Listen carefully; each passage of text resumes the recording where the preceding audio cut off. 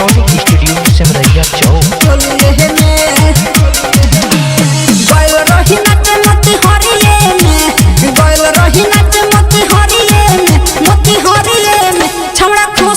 पैसा हमारा चोलिए हे में हमरा खुश कर पैसा हमारा चोलिए हे में गइल रही नाचे मोती हरिए में गइल रही नाचे मोती हरिए में हमरा खुश कर पैसा हमारा चोलिए हे में हमरा खुश कर पैसा हमारा चोलिए हे में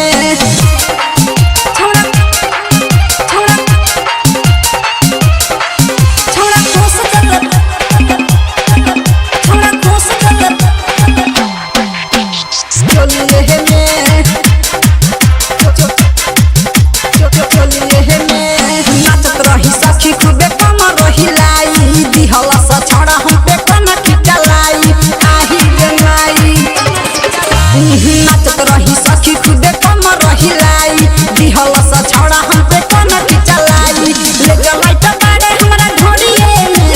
ले जलाइत बाड़े हमरा ढोड़िए में आय हा ढोड़िए में छौड़ा खोस दल पैसा हमारा चोलिए हे में छौड़ा खोस दल पैसा हमारा चोलिए हे में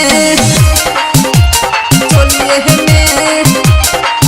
चोलिए हे में छौड़ा खोस दल हमारा चोलिए हे में RVN रिकॉर्डिंग स्टूडियो सिमरैया चौक। भाई के बहाना उहो हम के बोलाई लख पैसा के बहाने सखी दुनु दबाई लख अरे भाई के बहाना उहो हम के बोलाई लख पैसा के बहाने सखी दुनु दबाई लख उठौला दर्द न सनलिए में उठौला दर्द न सनलिए में आय हाय नलिए में छौड़ा खोस दले पैसा हमारा चोलिए हे में छौड़ा खोस दले पैसा हमारा चोलिए हे में चोलिए हे में चोलिए हे में छौड़ा